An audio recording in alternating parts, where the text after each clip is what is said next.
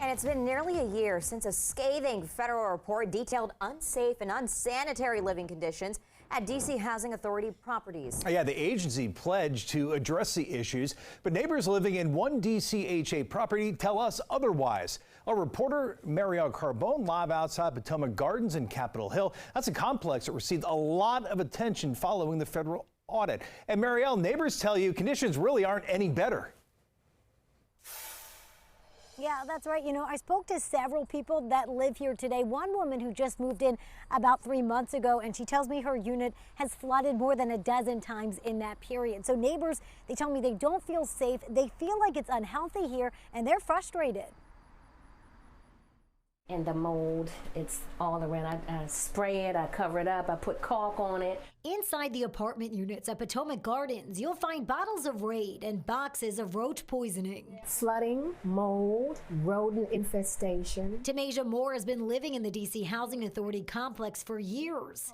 This tarp covers mold on her living room wall and in her bathroom. When you step, water comes up. Cardboard covers a hole in the ceiling. All sorts of things, creepy crawlies come out from this too.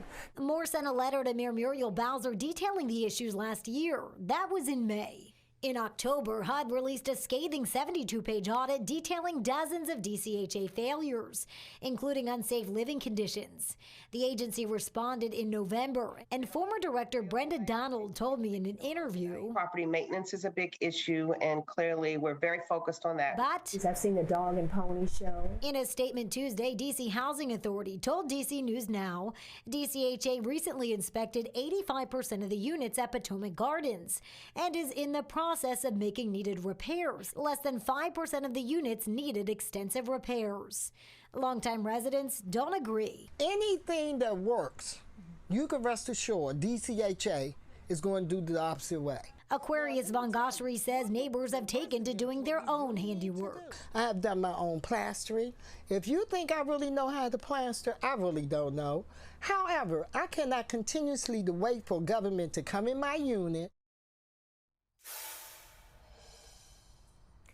Now, DCHA tells me it's in the process of or helping transfer those families out of their units that live in that 5% that need extensive repairs. And also back in April, the agency did pass some resolutions to effectively open up the public housing waiting list to help bring it into compliance with a lot of points on that HUD report from last year. But Chris and Thasmin, I am told by these residents, they say this building here, they can't afford any more Band-Aid repairs because it's too unhealthy for people to keep living here. Reporting live in Capitol Hill tonight, I'm Marielle Carbone, DC News Now.